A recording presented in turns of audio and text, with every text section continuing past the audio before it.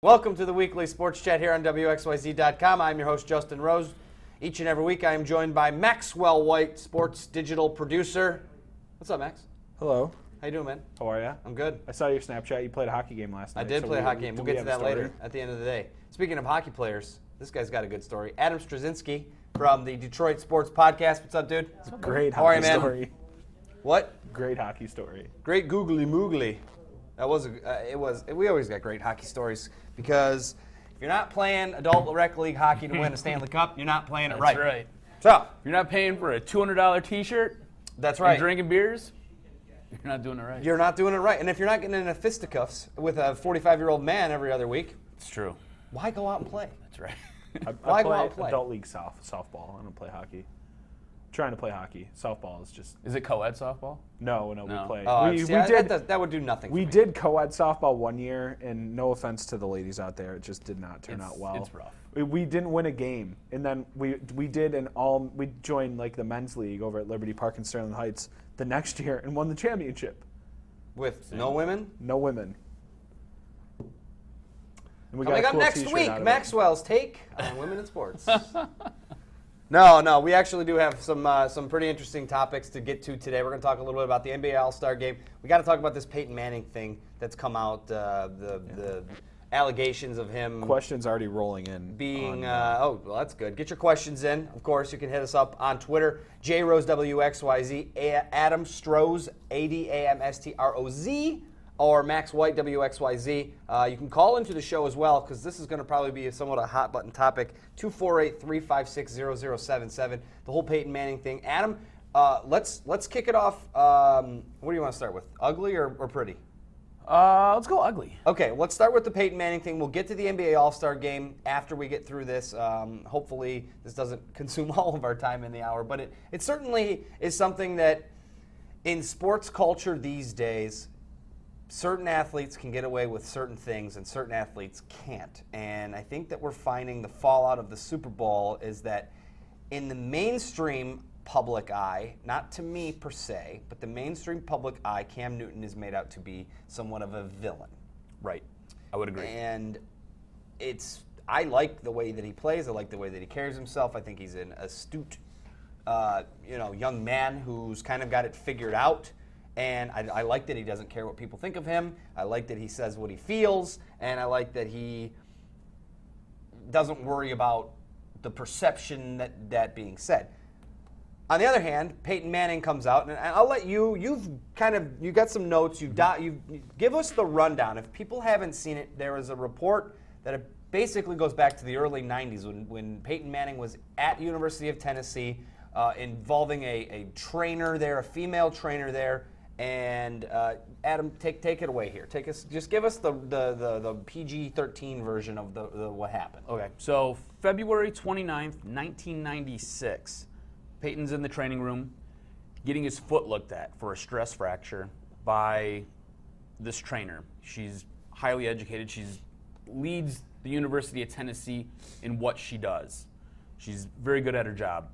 Anyways, Peyton scoots down to the edge of the training table and places genitals? Yes. Genitals and rectum on her face, essentially. Dr. Jamie Naughtrights. Naughtrights? Not right. Naughtright. So places those on her face. She then files a complaint. Mind you, the whole time while she's working in this department, she is being called different names by some of her coworkers.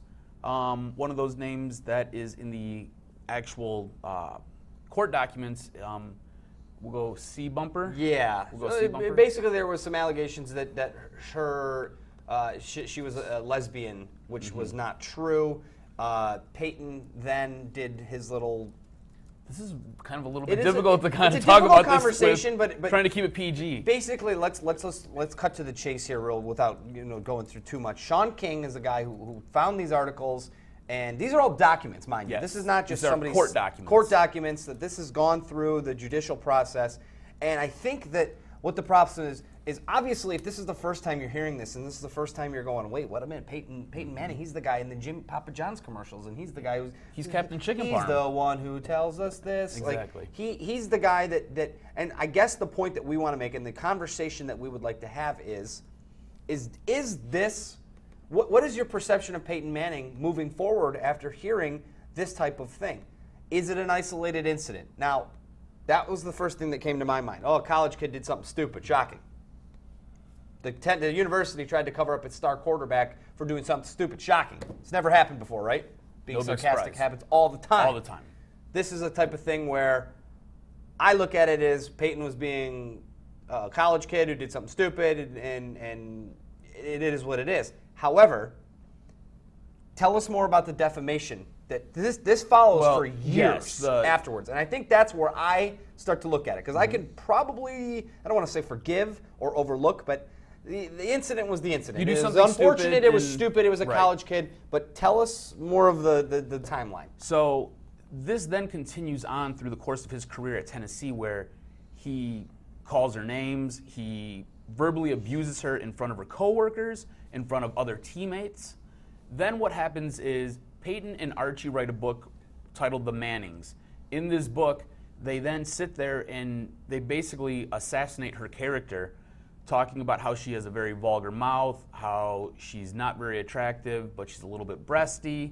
And they just kind of go into these details. Mind you, there was a non-disclosure agreement filed between the two when Nawright was forced to leave the University of Tennessee over this entire incident. She was forced to leave. They filed this non-disclosure agreement. So Peyton violates that with Archie when they write this book. Yeah. And Archie and Peyton then play this good cop, bad cop role inside the book. And what happens is they take excerpts from the book, then mail it to her new job where she's working at the University of Southern Florida. Her bosses get this. They go through it. They read through it. She ends up losing her job there, essentially ruining her career. Yeah, and now I don't know what she's doing these days. Do you have an idea what she's up to now? I believe I read something where she's back doing what she wants to do, and she's in the medical field again, but not with the esteem that she once had. Right, I think she won like Trainer of the Year at some point as well. I got a couple of tweets coming in. DeWiggs gets in with can't call in, but really sad to see things surface about Manning from the dark ages. DeWiggs, if you want to expand on that, why are you upset? It is sad to see, but at the same time, this goes back to that whole, the vilification of the media. Not the media. I hate when the blanket statements like, oh, the media did this.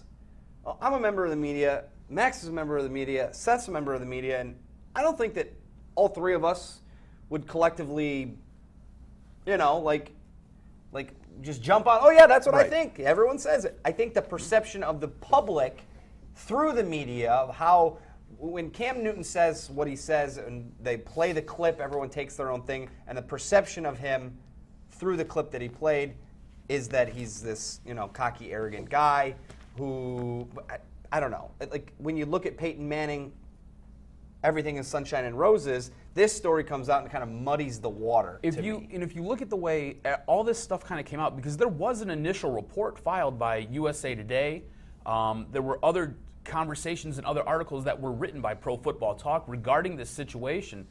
It ended up getting buried. It just became a story that came out. The next day there was this great story about Peyton that came out, so it covered it up. It just kind of just got stuck in the mix and it never resurfaced. And it just got piled on top of, and then now, all of a sudden, it's been dug out. 1994, 1996, social media obviously not around, hadn't been invented for about 9 years. So I think that's a part of it. Facebook was 3 months out from being launched. Okay. So that's how early it was. Twitter was 3 years away. So it was, and that's the beta stages of social media. Exactly. I remember Facebook wasn't the king that it is until what, 2009? You guys were probably still on MySpace. Ooh, yes. Let's not go back. We're using AOL Instant Messenger. Yes. ASL. Yeah, you like that? That was a good drop. I loved some. A couple more tweets. Matt Derry gets in. Non-story sounds like story because it's a slow time of the year. The writer has credibility issues. I think this is a huge. The writer does have credibility issues, but this is a huge story. There's white privilege that's wrapped into this. There's student athletes getting treated differently. There's misogyny. There's arrogance of the Manning family. There's power, not just monetary power, but stardom power. There's so much wrapped into this. There's so many layers with this story. This is a huge story, Matt. I think that you hit the nail on the head with the white privilege thing, because there is that going back to the Cam Newton comparison. I mean, if Cam Newton does something like this at Auburn or at the junior college that he's at, or he gets kicked out of Florida for the laptop thing, I believe that was the stole laptops. All of a sudden, he's this, typical. Yep. You know, the lines that come out, the stigmas that come out with that happen. And maybe I'm playing into it a little bit. I think it's a college kid doing something stupid. Well, so did Cam Newton in a different way. It wasn't sexually based, and necessarily. I don't know. I just. More damning, the University of Tennessee officials wanted to blame this entire incident on an African-American athlete. They singled one out on the football team to blame this all on. So if you want to talk about white privilege and just kind of along racial lines, you're trying to take something that your star quarterback, who's white, did, and now you're trying to blame this on a probably, I don't know the name of the athlete, but he probably isn't even playing. I think he was wasn't he the one that was in the training room at the same time? Saxon? Yes. I don't know if they were blaming it on, I don't know if they were going to, I don't know if he was white or was he black. I'm not sure if he was white or black. But he was filing for his red shirt. Right. And this whole thing delayed the whole process because he was like, that never happened. Yeah. Well, so the other trainer, I don't know if he was her boss, ended up filing, basically concocted a story stating that Manning was mooning Saxon, and that never happened. Saxon came out and said that never happened. That never happened. Jordan Erickson gets in. Didn't she get a nice settlement? Why is this being explored 20 years later? Gotcha journalism, maybe. Chris Roberts says, do you think the writer is doing his job correct? Sounds like advocacy journalism. That's why this story is so interesting and has so many different layers and complexities to it, because I think that the writer himself may have some credibility issues. However, the documents themselves do not. The documents are the documents. That is the court case. That is legal proceedings. That is not manipulated, false, is transcribed differently. So this is what I would advise to you out there. Go online, type this in the Google search, find the documents on your own. If you want to read Sean King's version of it, you can. But if you want to read the documents, they're all out there, 72 pages. It's quite the read. Yes. I got about halfway through. Yep. Because to me, it's one of those things, and it's a damn shame. I'm going to say that it's a damn shame that this is just going to probably get swept under the rug, and that's. I mean, I hope that Peyton Manning addresses this at some point. I mean, look, the guy's 40 years old now. Yep. Can't you be a man enough to man up and be like, hey, did something stupid. I really feel bad about it now. Look, his career's done. This isn't going to tarnish his Super Bowl championship legacy as much as it would if he. It's like Lance Armstrong. Yeah. Lance Armstrong deal. Like, I mean, did he still win all those Tour de France? Yeah, but he cheated. It's a little different complexities, but it is also like, man, if he would have just come out and said it instead of, lying forever and lying forever and lying forever. Oh, I feel like every woman in my life has told me just be honest with her. And you just keep lying, don't you? No, I'm doing better, but for a long time it took me a long time to get to that point. There's stages. Yeah, there are certainly stages. We'll get you to marriage material. Don't worry. We got a long road. We've got all these questions coming in. You all just right, want to rattle them off? Let's go. Yeah. Yep. One from Roger. Do you think the Peyton story is coming out because of negative news with Cam Newton?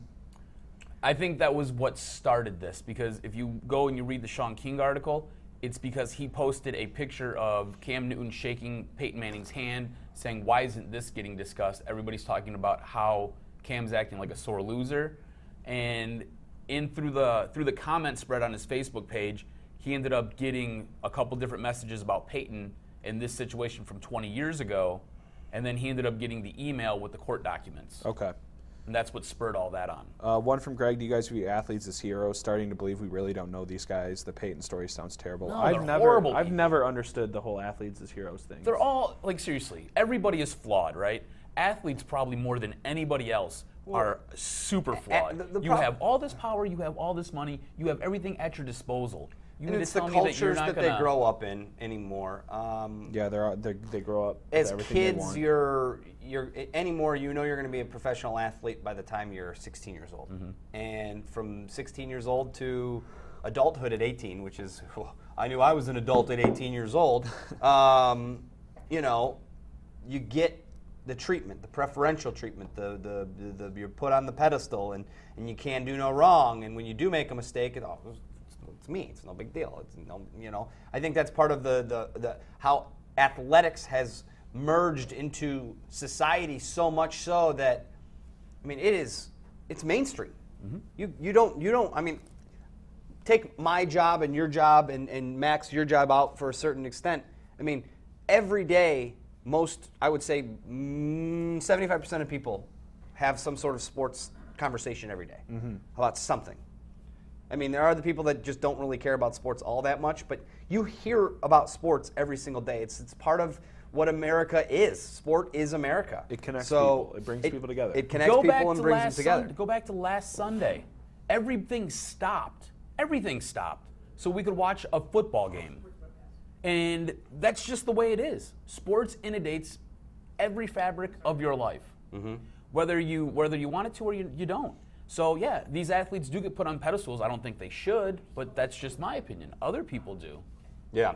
Ralph gets in with Peyton Manning has a team of PR that will make this go away. Why didn't the HGH story go anywhere? Will you investigate further? Are you talking about me, Ralph?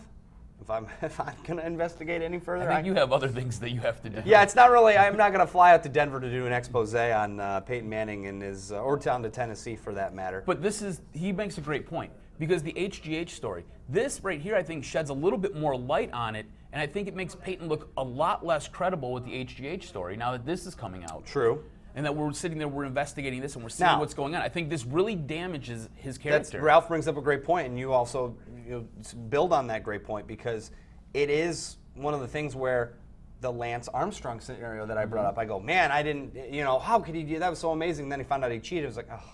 So if it comes out and finds out that he did use HGH to win the second Super Bowl, it's like, oh. And you don't want it to be that way, but look, we've said it time and time before, with anything that happens like this, where there's smoke, there's fire. Yep. There's always something that has some inkling of truth to it, and you're right. The two will be married for the future because it is all about trust and lying and deceit. And so that's part of the frustrating thing for me when it comes to that. What else we got? We've got Graham says, I'm a journalism major at MSU. Is this advocacy journalism, or is there really a story to pursue here? Appreciate your thoughts. I think there's a story to pursue. Yes. I mean, there's a story to pursue, but here's the thing. The story was out. This is 20 years ago. 20 years ago. So it's also digging through old documents and files. Look, it's bad what he did. Yes. But again, it's not like if the cheating thing, I think the cheating thing would be, I don't want to say it would be worse because I don't want all the people out there that have anything to do with sexuality and things getting on my case about it not being a big deal. It is a big deal, but I'm kind of mute on this topic just because it's such a hard thing to talk about without offending somebody in some way. I think you can agree that it's I can. It's a slippery slope to go on because if you choose a side, then you're making the other side unhappy, and if you choose the other side, you make the other side happy. And look, I don't personally feel that what he did was that big of a deal. It was wrong, and he should have been very punished for it. Absolutely. I don't like what he did after the fact, the smear campaign and the constant torture. Really, the dragging of the name through the mud was way worse to me than the original act, and that I will never look at Peyton Manning the same. However, I didn't really care about Peyton Manning in the first place. I mean, he's he makes funny commercials. We're on the same page here because the situation itself, I don't want to say I can look past it. I think it was a total bonehead move and it was uncalled for. But like you said, the dragging it out over the course of his career, because he was a freshman at the time that this happened. So he ended up staying at Tennessee for 3 or 4 years? I think it was 3 years he was there. So the next 2.5 years or so, he sat there and drugged this out and tormented her.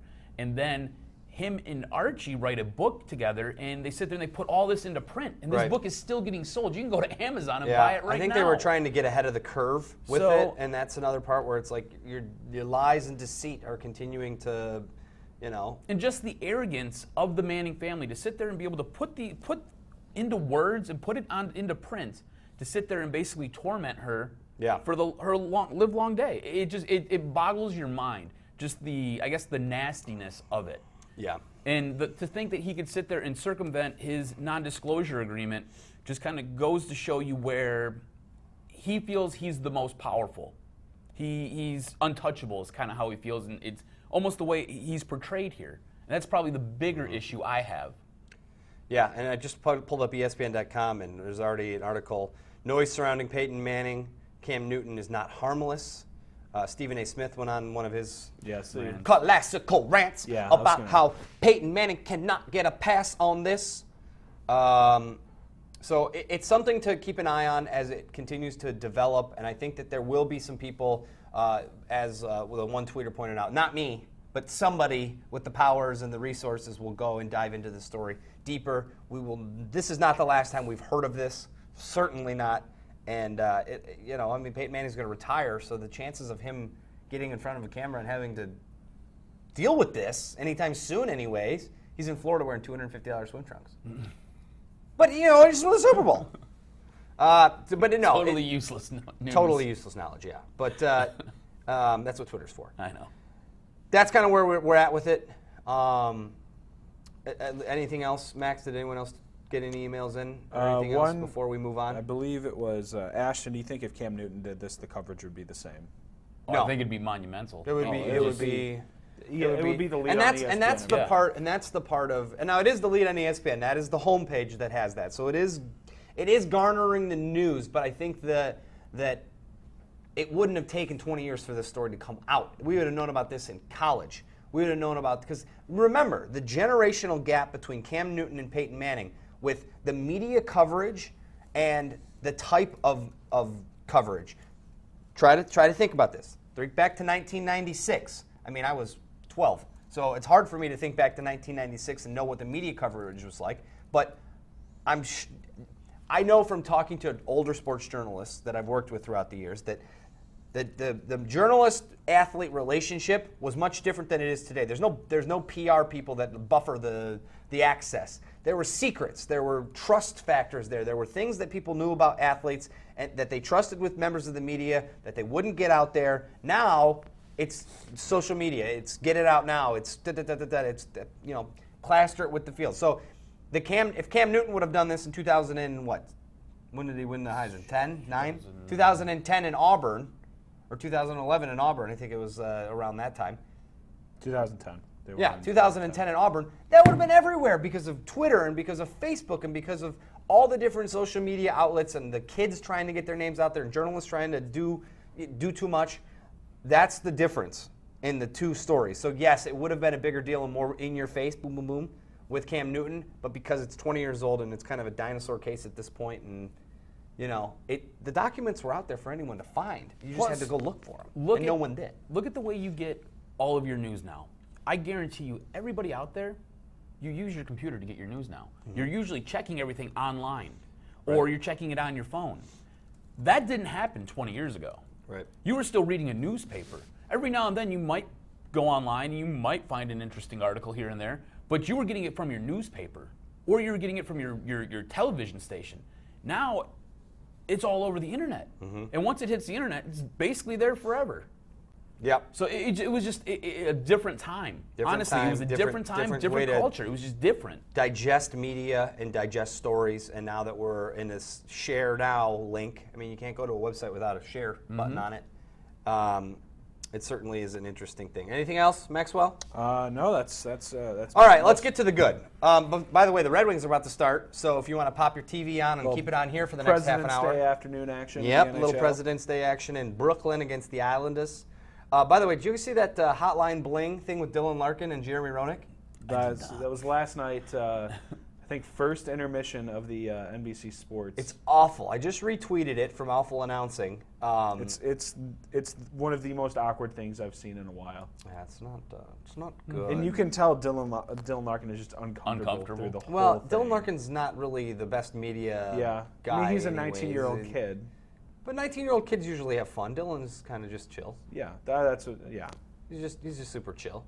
Nothing wrong with it. Let's talk about the NBA All-Star Game for like a hot second because I'm so like the final score. The West won 196 to 173. How much did you watch of the All-Star Game? I watched part of the first quarter and then I checked out. Okay, Max. None of it. None of it. A little bit Why'd you louder. say that? What was that? I watched. What was that? I was watching the Red Wings, and then 60 Minutes was on last night, so I watched 60 Minutes. It was nice. The NFL didn't push back 60 Minutes by like 45 minutes yesterday. Yeah, I Why turned do it feel on. like I Max turned it is, on like, for the. old. Yeah, no, I watched 60 Minutes. Hard copy came on right afterwards, and afterwards I had some tea. He's like a and crumpets. 74-year-old man over there. We've got a lot of comments coming in about the All-Star Game. Daryl said the NBA All-Star Game is getting boring. He thinks it needs something like a 24-second clock to go to 15. Not a bad idea. The NHL. Well, and think about Speed it this. up. The same thing was said about the NHL. The NHL changed up the format this year, did a 3-on-3 tournament. That was fun. I thought that was watch. really good. That was fun. They thought that was posted their really highest ratings. Now, maybe John Scott had a little bit to do with it, but still, that was a fun to watch All-Star Game. My favorite, in my opinion. Okay. What else we got here? We're talking All-Star Saturday. The dunk contest was great, in my opinion. Andre said Andre Drummond didn't belong in the dunk contest. He didn't measure up. Samir said he was disappointed that Andre used Steve Nash. What did you guys think of Andre in the dunk contest? There's no such thing as bad publicity in that case. I think, look, he's a 6'10" center. You're right. He doesn't have any business being in the All-Star or the dunk competition going against guys that are 6'8", who can actually move, Who can fly. and run. So he's a rim rattler. He's a guy that can get up and throw a nasty dunk down. But he wasn't going to win it. But at the same time, you had the Pistons jersey, all eyes on that. And he's a young star in the game. He's budding. I think it was a win-win for the Pistons. He wasn't going to win it anyway. I mean, unless he could do what Aaron Gordon did underneath. I mean, he didn't even win for that. I don't even want to go there because I think that the was bigger issue was Shaq. Sitting there giving everybody just deducting points because Shaq. Well, anyway, Shaq is, he made himself a story. he That's did. what he did. He did. But I think you're right. Andre Drummond in it. I don't think it's a bad thing. I don't think that any of us thought that he was going to win. I certainly didn't. Yeah. I was hoping that he would be slightly more competitive. He really Right. wasn't. But No. that's what it was. Well, that's what the dunk. But that's the first time he had done something like that. I think that the hard thing is if you don't execute on the first dunk, you're done. And you're trying to have Steve Nash kick a ball in the air so you can go under your leg. Come on, too much. I applaud the effort for sure. I think that it was he wasn't going to win anyway, so it was like no big deal. He finally did get the dunk to go down, but and he had a good game in the actual All-Star game. He had a double-double. Did he have a double-double? See, I didn't watch it. I'm telling you right now. The 43 points in the first quarter, 52 in the second. I can't do this. I can't watch. No defense whatsoever. And it's not even about the defense. They would run because down the floor, throw the ball up. Whether it went in or not, they would get the ball, run back down the floor, throw it up. Again, whether it went in or not, it's just back and forth. They did this the entire time. The only thing I saw from the All-Star game to come out was Greg Popovich's face, and it was just a classic pop face of like. And there was a meme that was made. It's like, keep telling my guys to play, but all they do is keep lobbing passes. Right. Drummond had it was a -12 on the floor, Oh, that's good. but I don't think anybody. The West all finished in the positive. Well, of course. But They sat there and because they they smoked won them. Yeah, by smoked them. 23 points. Look, I think the All-Star game. Here's a question for you, Max. Throw this one out there for the All people. right. What would be a better alternative for the NBA All-Star game? Faster shot clock. I like that one, but I think that if they did something where it was like, Gus Macker style. yeah, That would be sweet. Gus Macker style, or like a 3-on-3 tournament or 4-on-4 tournament, or if they did something where there was like NBA Jam power spots on the floor. Oh, that would be like how pretty cool cool. would that be? That Like would take be a shot fun. from half court for 8 points. Like something Almost to like, make it more gimmicky, because the game of basketball, as it is now, you're scoring almost 200 points in this 42 minute Do you remember game. Like, MTV's Rock and Jock? When they would sit there and they'd bring down the extra net that was 25 feet Yeah, tall, and you yeah. could like score like 50 points if you scored. Yeah, that. that would be something cool. like that. Just and basketball purists would go, absolutely not. That would detract from the game. And I still think that. Well, here's another part of it. NBA and NHL are niche sports. They have a fan base. They have a following. It's not like the NFL. The NHL and it's more not like so than the baseball that NBA, it's just a blanket sport. But no, NBA this much more than the NHL. This much more. I think it's like this much more. No, I think you got to separate your fingers a little bit more. No, I'm gonna close it, because I'm not an NBA fan. I don't like the NBA. No, I'm not. But I like the NHL, but I don't love the NHL. Like, I don't need the NHL. You need the NHL. You're winning a Red Wings. But thing so today. that's where I disagree with the NBA being this much more than or less than the NHL, because if the Pistons are good, I'll go to games and I'll watch games. But I don't consider I won't. You know what I mean? Are you a hockey fan no matter what? Yeah, I am. I'm so happy that Sunday That's hockey an. is That, back. I'm I gonna sat stop. there- I'm gonna stop you both right there, because that's an unfair question to ask Detroiters. I sat there and I watched. Spent 25 years in the playoffs straight. I watched the You're- Colorado Buffalo game Yeah. yesterday afternoon. Saturday, Okay. Saturday. All right. I mean, CBC, like, hockey all night right. in Canada. I watch anything hockey. Doesn't Yep. matter. Okay. Saturday nights, if I'm not doing anything, I flip on Channel 9, CBC, Yes. and watch Hockey Night in Canada from the 7 p.m. game to the 10:30 That's the p.m. worst game. part about having DirecTV is I lose Hockey Night in Canada. Oh, you don't I get absolutely CBC? hate it. I absolutely hate it. Oh, I love gosh. CBC. Yep, Got absolutely. Don Cherry in his things. wacky suits. By the way, did you see The super high collars. Oh, what's I love Don Craig Cherry. Craig Sager? Sager's Valentine's Day suit yesterday? pretty good. It's amazing. Dude, that He's guy's like the the man. American Don Cherry. Let's talk about how Paul Yes. George is not getting talked about at all, and he led scoring with 41 points. Pacers. We don't like the Pacers in this All right. town. They don't like us. What would Did you, we get any what's feedback? what's interesting about Paul George? Let's go. What do you got? I'll talk with you about Paul George. I just that he led all the all all you All-Stars. got? We have a lot of ladies asking if you're single. Both of you are single, and saying that you should do the WXYZ Bachelor. Seth, can we make a call to ABC Corporate? Yeah, to get me on The Bachelor. I'd do What it. have you guys done today to That'd be great.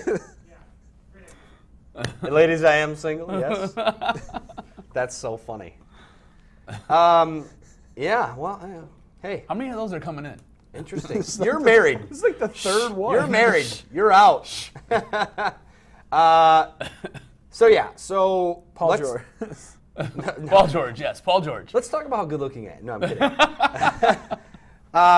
No, I look, for me, if there's no NBA All-Star stuff, I'm good with not talking about it. You know why? Because I don't care. Apparently somebody butchered the Canadian national anthem.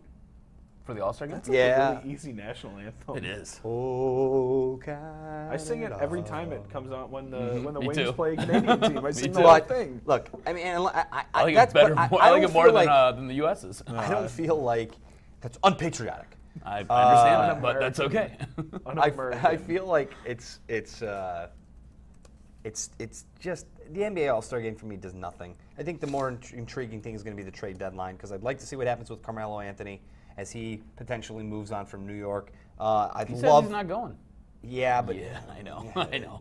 I'm just letting you know. I think that if he came to Cleveland, that would be awesome. I'd love to see Him that and LeBron? happen. Yes. Is there enough basketballs to go around Yes, with him, there is. Kevin Love, and Kevin Kyrie Love might be the one that you move. that gets traded? Yeah. But anyways, Those are all guys who have to have the ball, though, in order to score and to do what they do. well, and There's what only one about basketball Steph Curry and Klay Thompson and Draymond Green and Yeah, but- LaMarcus Aldridge? They seem to figure out how to share the I ball. think- I think- Kind of won an NBA championship. I think that's a different situation, though, because I think all those guys check their egos at the door. Where well, I LeBron think- wants to win, so I think he would but check his ego I at the don't door. know if LeBron's If- willing to check his ego that much, and Carmelo's head is bigger than this entire room. I think he could for a championship. I think, Carmelo or I think he could also knock Carmelo down a few notches. I think it would be an interesting dynamic, at least to survey and to watch, because It'd be that fun would to be kind watch. of. It'd be fun to watch if they were sitting there loaded up with gas cans on their back and they set each other on fire too. I'm just saying, I can't stand Carmelo. It would be kind of a dumpster fire. I'm not really a huge fan of his. All right, let's talk a little bit about college hoops. Went to John Beilein's office today at the University of Michigan. Yeah. Did a walkthrough and kind of checked out how he does the recruiting in his office and showed some pictures and stuff. Can you see that coming up on 7 Action News at 6? You can see that coming up on 7 Action News at 6 o'clock tonight and online here at WXYZ as well. Check that out. Michigan with a big win over Purdue on Saturday. Michigan State with a big win over Indiana on Sunday. Both tournament teams. We talked about it before. We knew Michigan after last time you were here. It was before the bad week, right? Yep. They lost to Indiana and Michigan State badly. They got blown out basically. Then they won 2 at Minnesota and then at home against Purdue. They go to Ohio State tomorrow. I think they're in as I was going to say, you think they're a lock right now? Yeah, 5 games left to go, and I think that if they win 3, they're definitely in. If they win 3, they're definitely. I think if they win 2, they're in. I'll feel a lot better if they can win 2 of their next 5 games. Northwestern, they should win. Ohio State, maybe. I think they'll beat Ohio State. Ohio State's kind of struggling right now. I don't necessarily think that they're in all of that good of a shape. They can get 11 right Big Ten wins. I think that helps cement them, pushes them to 21 wins on the season. I think that looks good, and I think that's enough of a resume to get you in. Yeah, they need to win a game in the Big Ten tournament. Yes. You never want to exit on the first round and leave your hopes up there. Michigan State, on the other hand, just another. This Like is what they're just. I was on the radio in Lansing this morning talking about it, and I said, "Does anything scare me in the last 5 games?" No, their schedule is relatively easy. They got Rutgers, they've got Ohio State twice in that span. They don't play another ranked opponent the rest of the way. So I'm kind of just like, look, get Denzel some rest. Don't beat him to death. Don't play him 30 minutes a game. Sit him down. Let him lose a game. Who cares? You don't care. Seeding is like what you want and stuff like that. So I love the way that Izzo does this. He does it every single season. Beginning of the year, it's all your fault, your fault, your fault, your fault. And then somewhere along the lines, it becomes, okay, well, you tried really hard and it's okay. Don't worry about it. And then after that goes on for about 2 weeks, it then becomes, well, it was my fault. I put you in a bad spot. I got to do better. I got to help you out. And then next thing you know, they hit the switch, and coming down the stretch, they're winning games. They're going to get in. Right now, I'm thinking maybe, 3 seed, maybe a 2 seed. if they get to the championship game of the Big Ten tournament, they can get a 2 seed. If they win it all, I think they might elevate to a 1 seed. I could see that. I mean, especially because they held the number 1 ranking for a large portion early in the year. I could see that. Yeah. No, Karis LeVert, I do have an update on Karis LeVert. John Beilein said that he would probably continue to see more an enhanced role. He's like, look, it's just the muscles have to get stronger. Then he's back in the game play now, and it's a different type of working out than just, massaging it back to health. So he's like, look, we're going to try to insert him a little bit more in each game, have him get a little bit more play, because he only played 2 or 12 minutes? I thought it was 12 minutes he played. On Saturday, I was on an airplane coming back from vacation, so I saw the tail end of the game. But 12 minutes, that's pretty good. I mean, he's got to get back into game form, and I think that he probably will over the next couple of weeks, because they're going to need him. And if they want to make a run in the Big Ten tournament or in the NCAA tournament, they need Karis LeVert. Yep. Yeah, he's the key. Do you see Michigan as a Sweet 16 team? No. No? No, I think they could get there. I don't. I think they can get there too. Everything has anything to can fall happen. right for it to happen. I don't see it. I think anything can happen. This is the one especially thing. in the tournament. This is the one thing about the Beilein offense that's really nice. If you can get by that first game and you get into that second game, and as long as you're knocking down a couple shots, you've got a really good shot to win. You've got a better than 70% chance to win. But you have to be able to get into that second game, and you have to have your first couple shots fall to get you on a roll, because they don't play good defense. They're playing better defense, though, and that's something I talked with John about today. I said, man, you get blown out twice at home by good teams, and then you go and you saw a little different spark in the team. There was more. They were actually trying? Yes. There was more urgency, and there was more grit and toughness to that team. So I wouldn't yet rule them out to scare somebody if they get, but I'll say this till them blue in the face. It's all about the matchup you get. I mean, if they end up being a 7 seed and they get a 10 seed, that'll be a Power 5 team likely, or it'll be a high mid-major. And if that team is tougher than they are, they're out in the first round. It's all about the matchup to me, because if Michigan can get a team that's also kind of finesse like they are, then they can show impose their toughness on them. But if they end up playing like Monmouth, like that team would beat Michigan, I think, because it's just a tough team. They can shoot the ball. So it'll be interesting to see, like a Valpo. What if they got Valparaiso?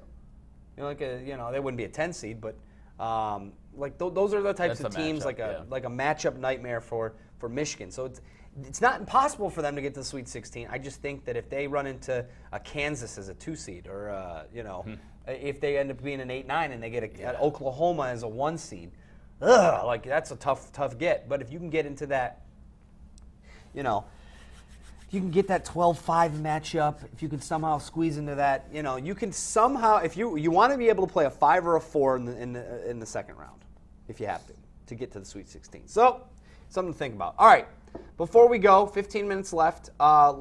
Pitchers and catchers report this Thursday.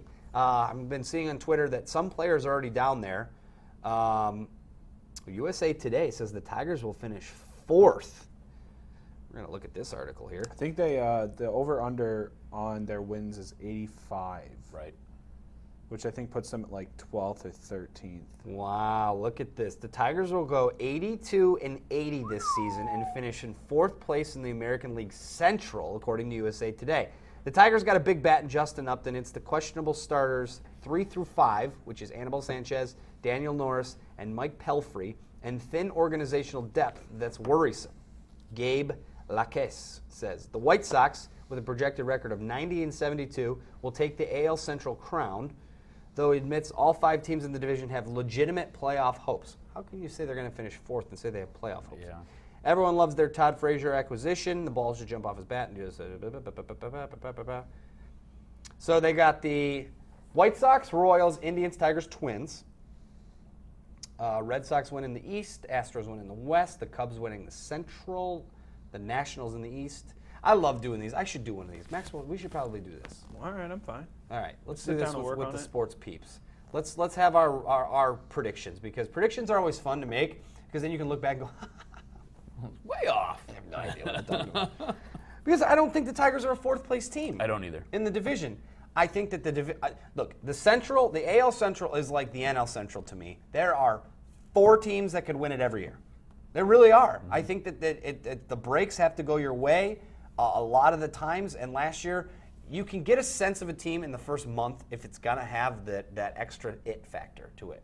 I think you always can know.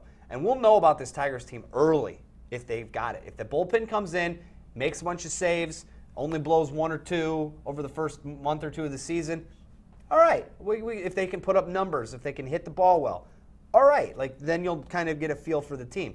If starters 3 through 5 struggle, then this guy will be more accurate in what they're doing. But I just don't see the Tigers, with the much talent as they have and the bullpen being addressed the way that it was, falling into that trap again. How important is Justin Verlander to that starting rotation, though? I mean, he's everything. I think he was everything for it last year, and they couldn't have him until after the All-Star break. I think if he comes back healthy this year, I think it's dramatically different, and I think it helps bolster that starting rotation.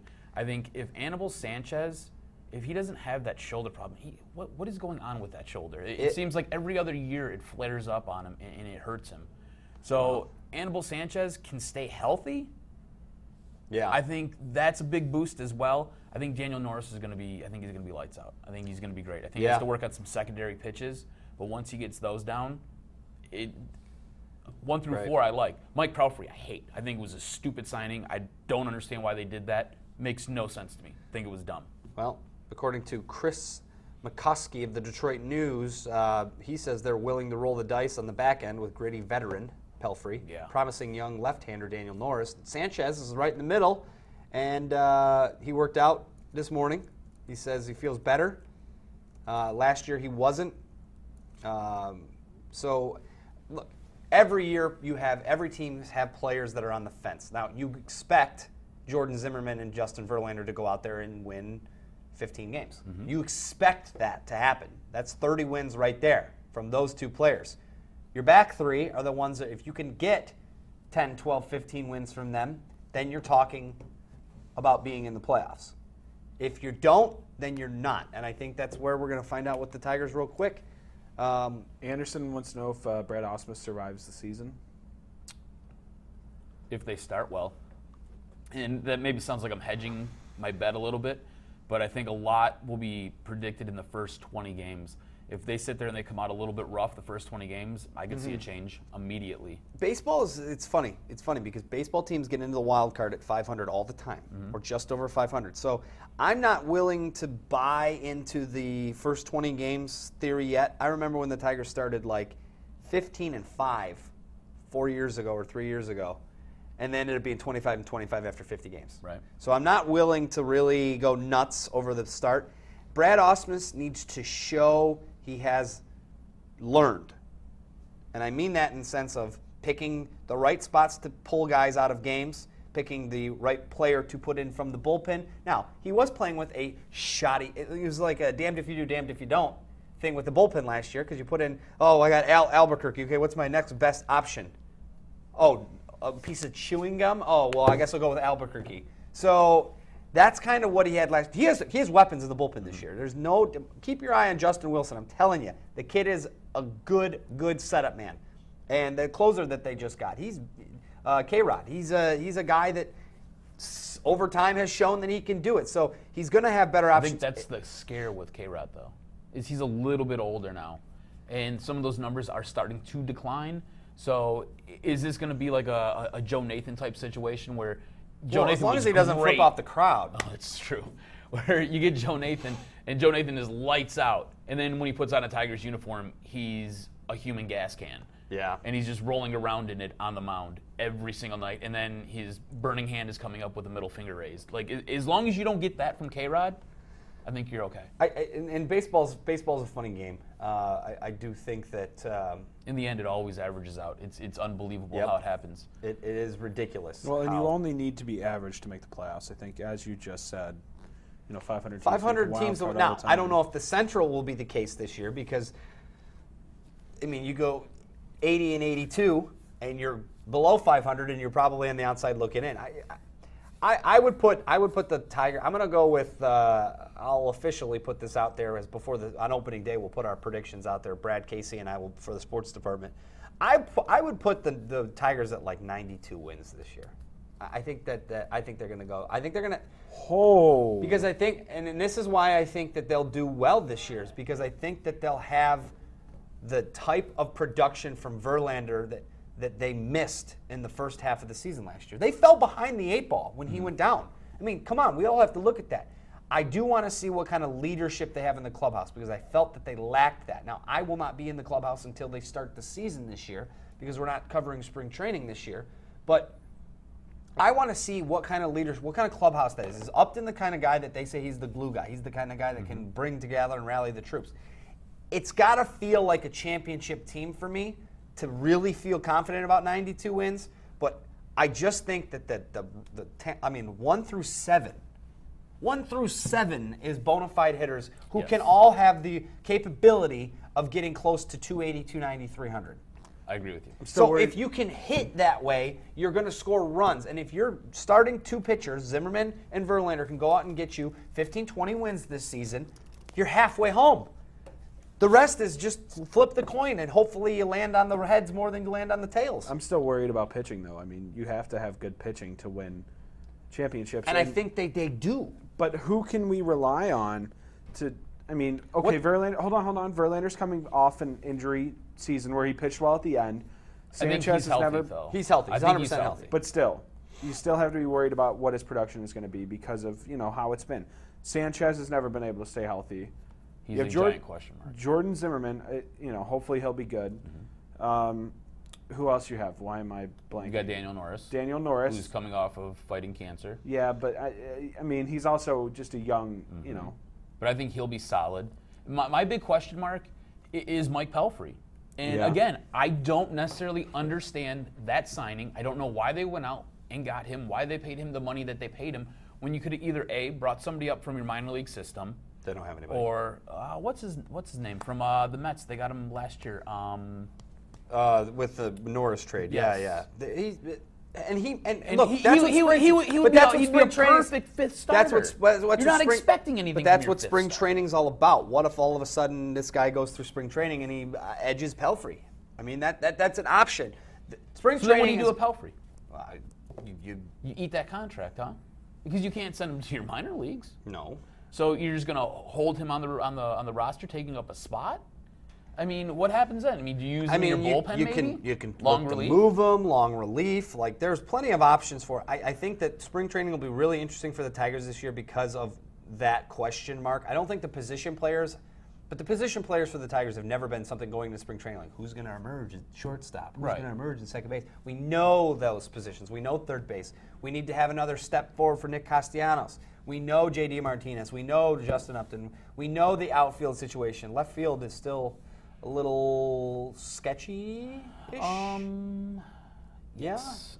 That's the one position I think that there's going to be jockeying for who's going to Holiday or who's going to play out there. But your catching is good. Your first base is obviously good. You got your DH in Martinez. Speaking of leading in that dugout and leading in that locker room. McCann. Yes. Best. Awesome. The best. Awesome. That guy is going to be a stud for years to come. I love that he gets in guys' faces. If you're not pulling your weight or you're not running out a ground ball or you're not trying hard enough, he'll get in your face. He'll get in your face and he'll tell you. Yep. I love that. Certainly going to be interesting. All right.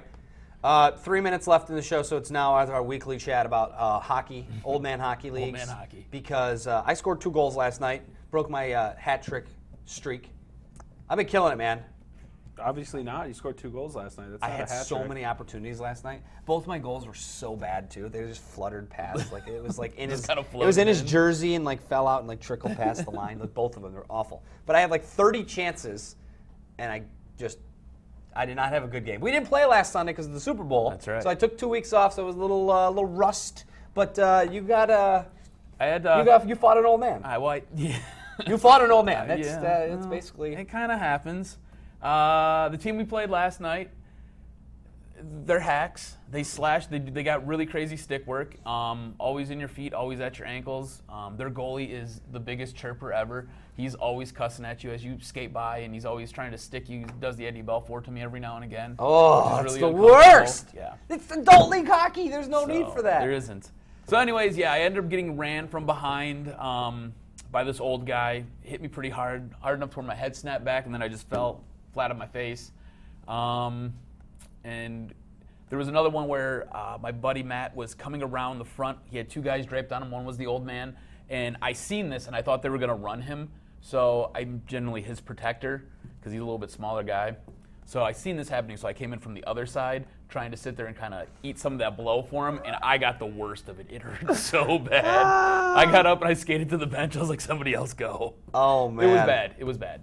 I'm But telling you. I had 3 assists, so it was good. It was probably my most productive game of the season so far. I gotta come and play in this league. I need to come and fill in one time because I just gotta see what happens. It's just brutal. It's really bad. Anything else? Any lingering questions out there, Max? Anything else? Someone wants to trade Nick Castellanos. For a bag of gym socks or what? Someone wants what do you want for your him? Florida recap. She said Twitter looked fun from Casey. Oh yeah, I live tweeted from a Sesame Street performance at Busch Gardens. You did. It was fantastic. And, Zoe is a frightening character. Yeah, apparently that's who mine is. That my favorite character? Yeah, is that it what you is. said? Yeah, 'Cause you love Sesame and Street. Joel wants to know who your favorite Tiger is. Both of you. I think McCann is my favorite. Quickly growing on me Yeah. because I look at it from different. I'm not like a huge baseball fan, but like a guy that I can go and talk to about baseball, but also about life, and he gets it. Like I can go in and have a conversation with him off camera, off the record. Like James McCann's the guy. You want to go drink a beer and have a steak with that guy? Bingo. Yeah. That's why I like James McCann. I like McCann. I like JD Martinez. JD's cool too. I like JD. Who's your all-time favorite Tiger? Because mine, Gerald Laird. Really? I actually met like- Gerald Laird at a golf course in Florida. I just like Gerald Laird because He looks like he works for a vending machine exactly, company. That's why. He looks like a guy that machine they're company. like, hey, we need someone to come play catcher. You know, like when a hockey team needs a backup goalie, Yes. and they get like the equipment manager to come in. That's what it looks like. But he actually played. It looks like I he's have like a Gerald stuffing Laird ruffles signed inside baseball. inside I the bought vending a machine. Gerald Laird signed baseball Oh, for that's $8. amazing. Yeah. That's good stuff. That's amazing. Yeah, all time. Ah, man. I like, as a fan, I like Placido Blanco. Him and his giant head. Yeah, that like eight-sized head, like that thing was monstrous. I'm gonna get murdered for this. Uh-oh. I don't even know if he's one of my all-time favorites, but he was a favorite of mine. Say it. Who do you think I'm gonna say? Bobby Higginson. Oh God. Oh, okay. No, I wasn't God, sure. God. I wasn't sure. He might be worse. He might be Brandon worse. Inge. Brandon Yes. Inge. Oh Yeah. no! I No, you forgot won't get about killed for that. I Inge. like Brandon Inge. Inge was mine. I like Brandon Inge. He was a I like good Brandon player, Inge. but he just, Brandon Inge. The only thing I didn't like is that he got so mad about we got Miguel Cabrera, now I can't play third base. Right. Oh, we got Pudge Rodriguez, now I can't play catcher. Well, we got these guys. Of course you're not playing those positions. I had liked an him Inge 'cause he jersey, was- and I took the ING off the back of the jersey. You can still kind of see it outlined in the back. It's a number 15 jersey, and it's like real shady. Who's the player? I don't know. It's number 15. It's number 15. Don't worry about that. All right. Well, thanks as always for the questions. It kept it fun today. By the way, I think that we had the two women that were chirping at us. I'll give you the questions that they asked. Paula wanted to know. What's up, Paula? She said, "I don't care if Adam is married. I would sign up to play hockey if he could check me." Ooh. Hey. And Isabella, can Adam and Justin dance? That's a must for me. No, we can't. But I will sing Hotline Bling as we shut off the sports webcast today. Thanks so much for your questions. As always, the Twitter and the emails are always a lot of fun. We'll be doing this again next week, 12:30 to 1:30. Max won't be here because he's doing something. I got Raw that night, so I took the day off. You can't come in for an hour. Whatever. I got to come in this morning. I got to come in the morning to meet the wrestler. We're gonna have a wrestler on, so I'm gonna come in the morning. And You meet can't him. stay until 1:30? I have to take my brother back to school because he's coming with me. I can call Sounds in. like a lot of excuses. I want you to call in. And then I'll be in Florida the next show. So Boston Red Sox spring training game against Northeastern University and Boston College, a double That R. sounds First atrocious. game of the year. Wow. Look. Seth, do you see the commitment to the show that he has? He can be replaced. Don't ever forget it. Thanks so much for joining us this week, Adam. Thanks so much as always, man. Sure, man. Thanks for sharing your hockey stories with us. I'm glad you didn't get hit by a girl again. And we will see you next week on the Sports Chat. Have a wonderful week.